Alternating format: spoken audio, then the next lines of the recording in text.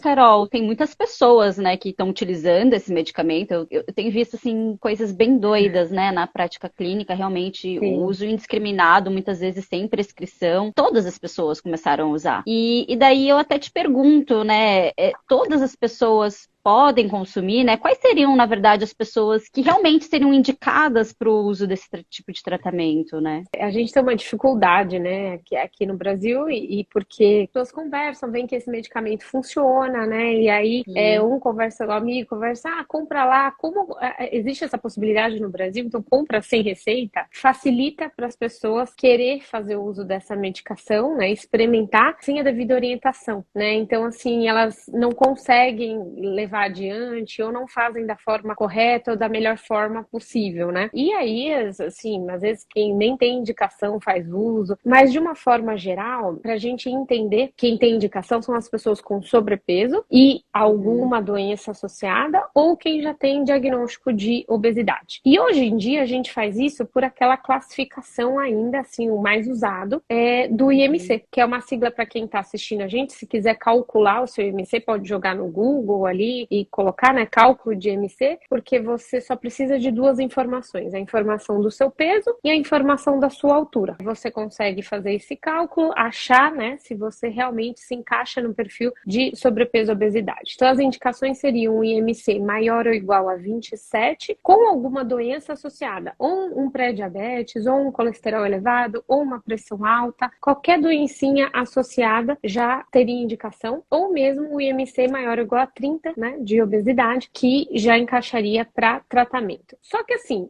na prática, o que a gente reforça, né? Que o IMC ele não é um bom parâmetro fidedigno para que a gente use ele como diagnóstico de sobrepeso e obesidade. E por que isso, né? Porque hoje em dia, falando não para quem treina, né, mas falando do ao contrário, porque tem muitas pessoas que têm de repente uma obesidade mais central ou acumulada e na verdade tem pouca massa muscular. E na verdade a gente vê que o peso não se eleva tanto, mas a quantidade de gordura está elevada. Então, na hora que a gente faz outros métodos que não é só o peso, por exemplo, uma bioimpedância, uma avaliação de circunferência, né, abdominal que a gente vê, essa pessoa também teria indicação de fazer uso e a gente não consegue detectar, às vezes foge pelo IMC justamente porque o peso não se eleva tanto porque ela tem baixa de massa muscular. Então, a gente até perde um pouco e na prática a gente vê que até teria outras pessoas com indicação se a gente conseguisse usar mais na prática outros parâmetros como a bioimpedância que faz esse cálculo, né, de quanto você tem de massa muscular para quanto você tem de gordura, né? A indicação seria basicamente essa. É até legal a gente comentar sobre isso, né, em relação a essa parte de circunferência de abdômen, né, Carol? Porque o que você trouxe é muito comum, né? As pessoas que realmente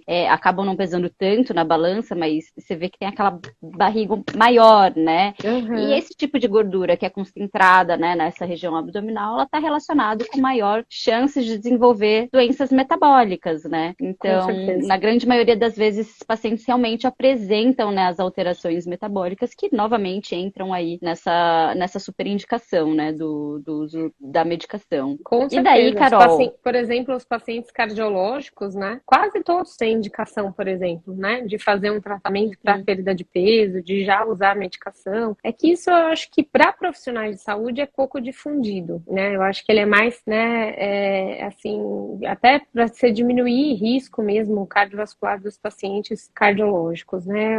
A busca ainda é maior para quem quer só perder peso e está preocupado mais com a Mais a estética do parte que com a saúde. estética. Isso E mesmo. por que que você acha que teve essa febre do Ozempic, né, Carol? Porque realmente Pois a é, gente só por escuta isso falar, né, mesmo, né? desse É, medicamento nesse por isso, momento. porque eu acho que ele é de fácil acesso, né? As pessoas saem comprando sem orientação, sem receita, elas veem alguém usando e elas veem que são efetivas, o que é diferente de você conseguir uma perda de peso realmente sustentável, tá? Não tô falando isso, porque quando você toma remédio Uhum. sozinho, realmente você tem um monte de pormenores aí junto, mas quando eles veem, né, o amigo falando, indicando, e é algo que você tem esse fácil acesso, eu acho que fica mais fácil da pessoa ir lá querer experimentar, né? Então eu acho que ficou mais conhecido emagrecido, tá mais nessa febre por conta disso, né? E aí as pessoas usam e se tem algum resultado, elas sempre querem, né, estar em contato com alguma coisa em busca que dê resultado, né? Mas como a gente sabe, né, tratar a perda de peso, o emagrecimento de uma forma geral, o sobrepeso, não é só a gente usar medicamento, né? Se fosse assim, seria até um pouco mais fácil. Eu falo para os pacientes tratar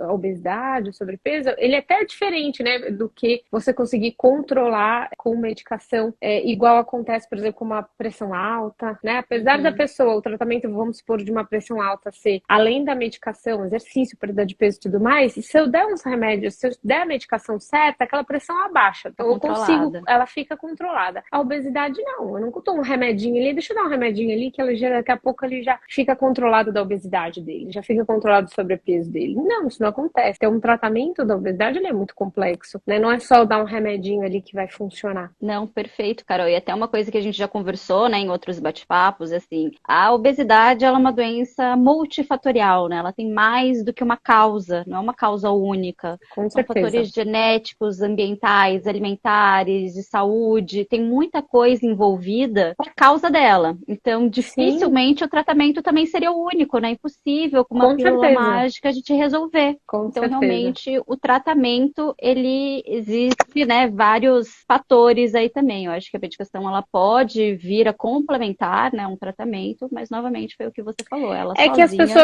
as pessoas não de fazer buscam nada. tratamento, você entende? Elas ainda não entendem que é um tratamento. Elas acham que é uma doença.